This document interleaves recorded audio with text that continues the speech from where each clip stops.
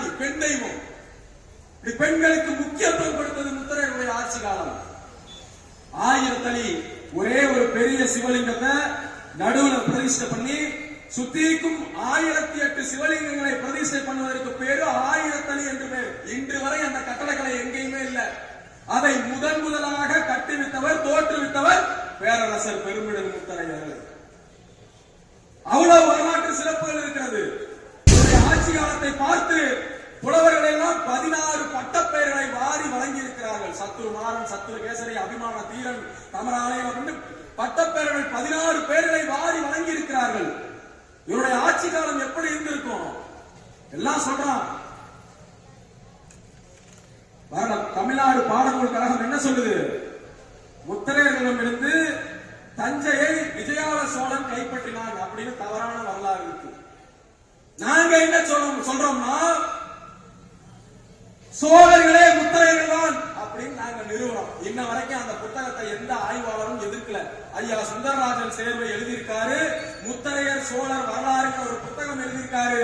இன்று வரை அந்த புத்தகத்தை எந்த ஆய்வாளரும் மறுக்கவில்லை. அப்படின்னா என்ன அர்த்தம்? சோழர்கள் தான் முத்தரையர்கள், முத்தரையர்கள் தான் சோழர்கள். ஏன்னு சொன்னால் முத்தரையருடைய ஆட்சி காலத்திலே பாண்டியரை எதிர்த்து போர் செய்திருக்கிறார், கொடும்பாலூர் வேலியை எதிர்த்து போர் செய்திருக்கிறார், சேரரை எதிர்த்து போர் செய்திருக்கிறார், பல்லவருக்கு ஆதரவாக போர் செய்திருக்கிறார். ஆனால் ஒருபோதும் சோழரை எதிர்த்து போரிட்டார் என்ற வரலாறு இல்லை. ஏன்னா சோழரை இவங்கதான். முற்கால சோழர்கள் முத்தரையர்களே, அதைதான் வரலாறு நிறுவுகிறது. பிற்கால சோழர்கள் முத்தரையர்களின் அவ்வளவுதான். இத வரலாற்று பாடநூல் கழகம் எந்த இடத்திலையும் உங்களுக்கு சொல்லியிருக்காரு. படிக்கிற பிள்ளைகளுக்கு இந்த வரலாறு சொல்லாது. பொதுச்செயலாளர் பேசுற மாதிரி கலைஞர் கருணாநிதி வரலாறு, எம்ஜிஆர் வரலாறு, ஜெயலலிதா வரலாறு, இந்த வரலாற்றை கற்பிக்குமோ வழியே இந்த மண்ணை திறம்பட ஆட்சி செய்த மன்னருடைய வரலாற்றை கற்பிக்க. ஏன்னா நீ விழிப்பு பெற்றுவில்லை. வரலாறு தெரிஞ்சுச்சா நான் மன்னர் இடத்தை சார்ந்தவன், உனக்கு ஒரு அரசியல், நான் மன்னர் பரம்பரையில் இருந்து வந்தவன், ஒரு கர்வம் அல்ல. இதை உளவியல் ரீதியாக தகர்க்க வேண்டும். அதனால பாடநூல் கழகத்தில் வராது. இன்னொரு பொய்ய பாடநூல் கழகத்தில் சொல்லியிருக்காங்க. ராஜராஜ சோழன் தான் தமிழ் மெய்கீர்த்தி, முதலில் தமிழ் மெய்கீர்த்திக்கு வித்திட்டது ராஜராஜ சோழன் தான் என்பதை தமிழ்நாடு பாடநூல் கழகம் தவறாக பதிய வைத்திருக்கிறது. பல கூட்டங்கள் நாங்கள் பேசிட்டோம். ஆனால் அவருக்கெல்லாம் 300 ஆண்டுகளுக்கு முன்பாகவே பேரரசர் பெருமிழன் முத்தரையர் வெற்றிகளை அழகிய தமிழில் வெண்பாக்களாக பதிவு செய்து முதலில் தமிழ் மெய்கீர்த்தி வளர்ச்சிக்கு அடிகொடினார். இது வரலாறு. இந்த வரலாற்றை தமிழக அரசாங்கம் தமிழக பாடநூலில் சேர்க்க தவறி இருக்கிறது, மாற்றி எழுதியிருக்கிறது. அன்பிற்குரியவர்களே, நாம் இப்ப பேசியது போல வரலாறு என்பது இந்த சமூகத்திற்கு 12 கால சிறப்பு மிக்கது. ஆனால் இவ்வளவு வரலாற்றுகளை வைத்துக் கொண்டு வரலாற்று பெருமைகளை தன்னகத்தை வைத்துக் கொண்டிருக்கக்கூடிய இந்த சமூகம்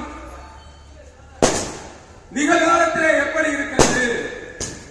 அண்ணன் எப்பவுமே சொல்வார், சமநீதி போராளி அவர்கள் சொல்வார், வரலாறு பெருசு,